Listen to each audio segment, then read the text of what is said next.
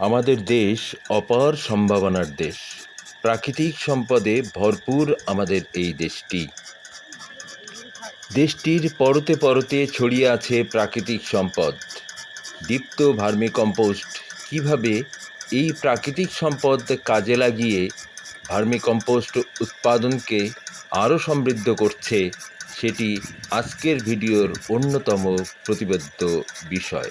চলুন তাহলে দেখি আজকের ভিডিওতে দীপ্ত ভার্মিকম্পোস্ট কিভাবে প্রাকৃতিক সম্পদ কাজে লাগিয়ে ভার্মিকম্পোস্ট উৎপাদন করছে। সুধী দর্শক মণ্ডলী, আপনারা ইতিমধ্যেই জেনে গিয়েছেন দীপ্ত ভার্মিকম্পোস্ট যশোর জেলার মদিনাপুর উপজেলার জামজামি গ্রামের মুক্তেশ্বরী নদীর পাড়ে।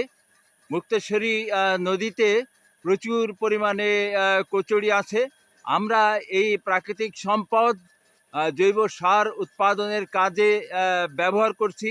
আমরা কখনোই ভার্মিকম্পোস্ট সার তৈরির গুণগত মানের সাথে আমরা আপোষ করছি না।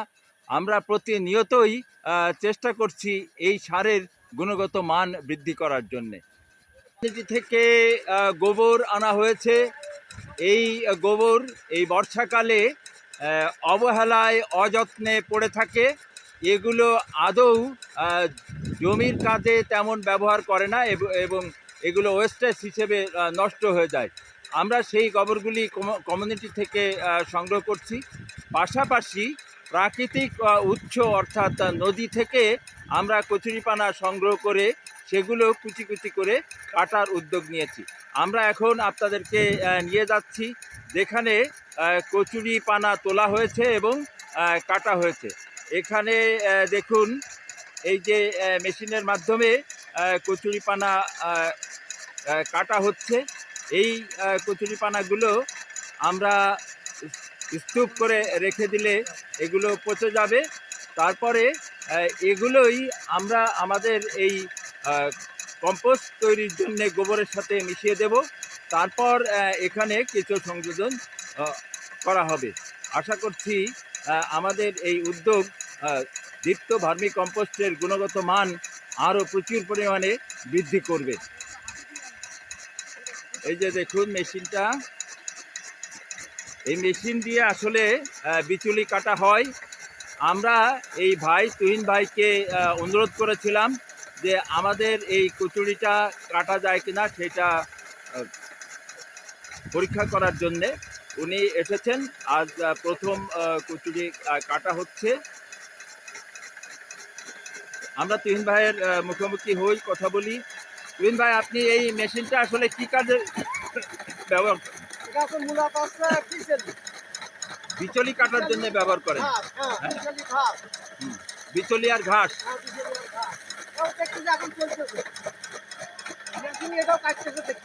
এই মেশিন নিয়ে কি আপনি গ্রামে গ্রামে চলে যান?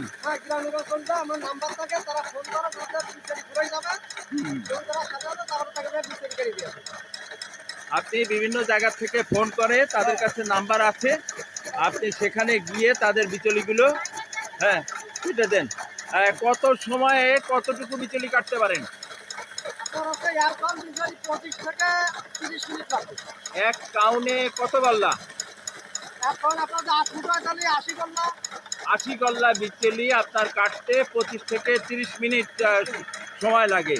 হ্যাঁ, এখন আমরা দেখছি যে আপনার এই মেশিন দিয়ে কচুরিও ভালো কাটা যাচ্ছে। দেখি আপনার এই কচুরিগুলো কাটতে আপনার কত সময় লাগে। দেখুন কি চমৎকার ভাবে কচুরিগুলো কাটা হচ্ছে।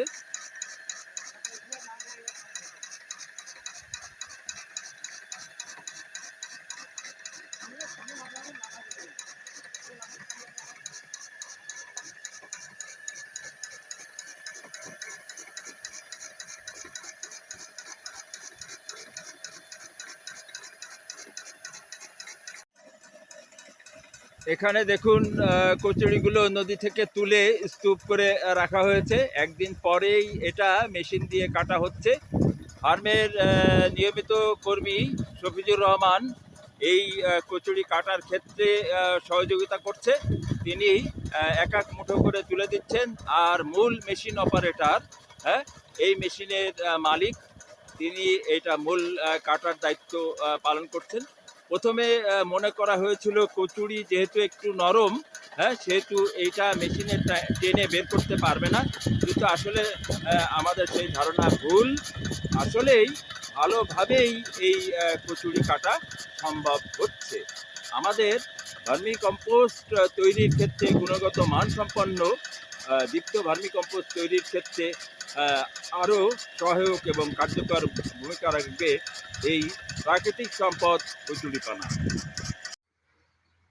দর্শক মণ্ডলী, আমরা মেশিন দিয়ে যে কচুরিগুলো কেটেছি সেগুলো এক জায়গায় স্তূপ করে পলিথিন দিয়ে ঢেকে রাখছি। এই পলিথিন দিয়ে ঢাকার ফলে এই এই কচুরিপানাগুলো দ্রুত পচে যাবে। একটু নরম হয়ে গেলে আমরা এগুলো এই পাশে রক্ষিত গোবরের মধ্যে মিশিয়ে দেব, এবং সম্পূর্ণ গোবরের সাথে পচে মিশে যাওয়ার পরপরই আমরা এই গোবর সহ কচুরিপানা আমাদের ভার্মি কম্পোস্টের হাউজের মধ্যে দিয়ে দেব। তারপর এর সাথে কেঁচে দেওয়ার পর পূর্ণ কম্পোস্ট তৈরির প্রক্রিয়াটি শুরু হবে। আমরা জানি আমাদের দেশ নদী নালা খাল বিল মাতৃক দেশ।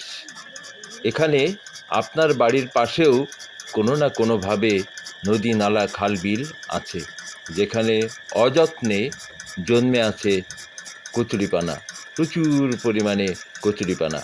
আপনি আপনার ভার্মি কম্পোস্ট তৈরির ক্ষেত্রে এই কচুরিপানা সংগ্রহ করুন এবং ভার্মি কম্পোস্টের মান বৃদ্ধি করুন। কৃষকের পাশে গুণগত মান সম্পন্ন সার তুলে দিতে এগিয়ে আসুন। ধন্যবাদ সকলকে।